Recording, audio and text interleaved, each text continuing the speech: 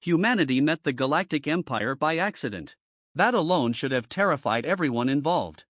The Empire had ruled the Orion Arm for nearly 80,000 years. It spanned thousands of species, Millions of systems. and its bureaucracy was so vast that wars were sometimes forgotten halfway through because the paperwork took too long to process. Entire civilizations had been annexed, absorbed, uplifted, Or erased simply because a committee decided their continued existence was inefficient.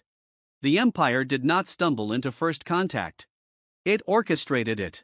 Humanity, on the other hand, absolutely stumbled.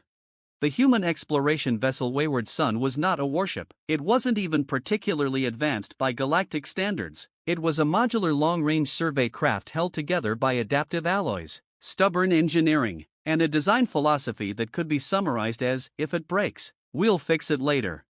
Its mission was simple: map gravitational anomalies near a dead star cluster and return home with enough data to justify the funding. The crew consisted of scientists, engineers, and one very tired captain who had not expected to make history that week.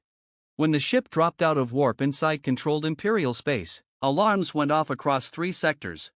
Automated defense platforms tracked the intruder. Sensor arrays screamed warnings. Artificial intelligences flagged the vessel as unknown origin, non-registered, technologically inconsistent. Within minutes, the Empire did what it always did. It surrounded the problem.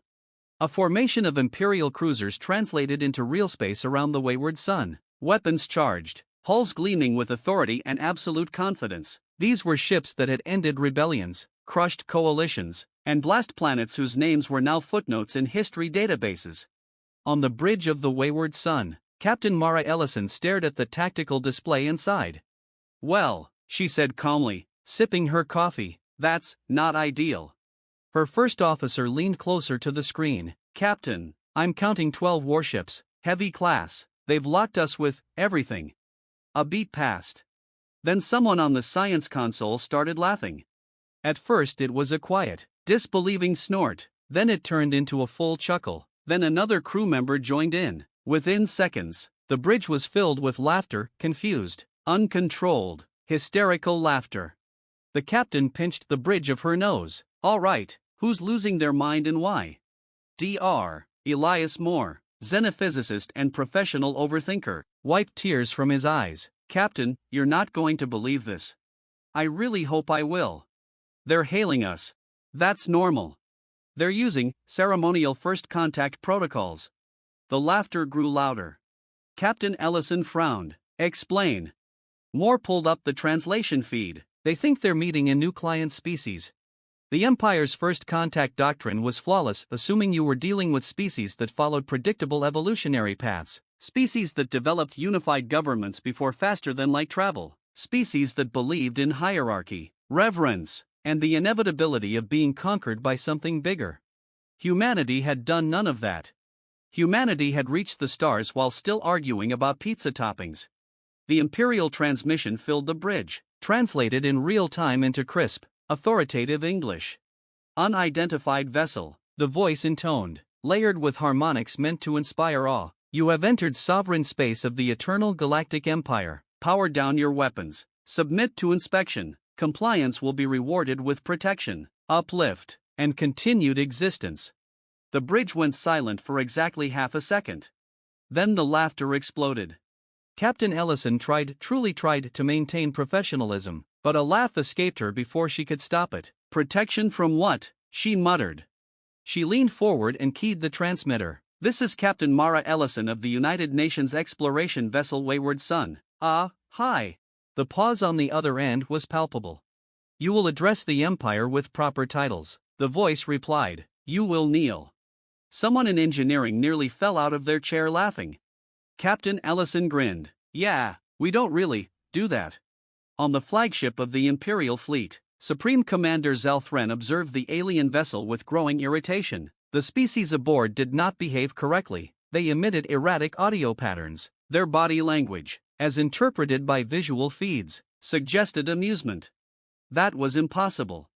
First contact species were afraid. They trembled. They begged. They offered resources, culture, even their children in exchange for mercy. These creatures were laughing. "Analyze their vessel," Zalthren ordered. The AI hesitated. Commander, the vessel is inconsistent. In what way?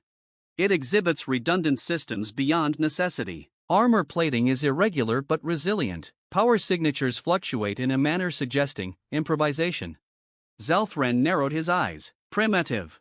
Yes, Commander. However, their engines are operating at efficiencies that should not be possible with their apparent technology.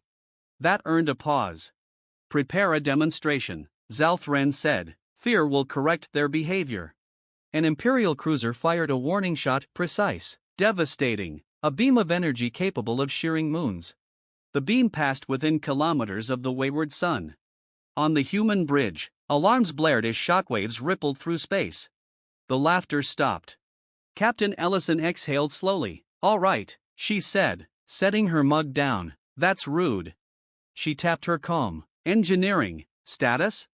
Everything's fine, came the reply. Paint got scuffed. Good, helm. We can jump if needed. Not yet. She reopened the channel. Hey, Galactic Empire. Friendly suggestion, don't do that again. The Imperial bridge erupted in disbelief. Commander, an aide whispered, they are issuing a warning. Zelthren laughed, a harsh, contemptuous sound. From that? Scan indicates no active weapons. Then they are fools. Zelthren ordered the cruisers closer. That was the moment humanity stopped laughing. Because humanity did not laugh out of fear. Humanity laughed when something was absurd. And the idea that this empire believed itself untouchable was very, very funny right up until it became dangerous. Captain Ellison straightened. Transmit priority signal, home command. The message traveled faster than any Imperial sensor could track, using a network humanity had built not for war but for redundancy, resilience, and the assumption that something would eventually go very wrong. On Earth, alarms rang. On Mars, defense platforms activated. In deep space, things that had not moved in centuries began to wake up. Back on the Imperial flagship, Zelthren watched as the human vessel remained stubbornly stationary. Fire again, he ordered. Disable them. Before the command could be executed, the sensors screamed.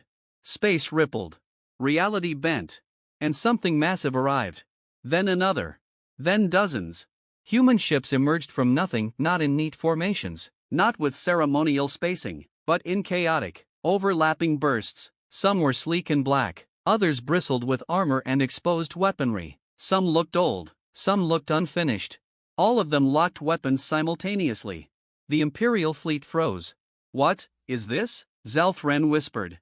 A new transmission cut through all channels, human and Imperial alike.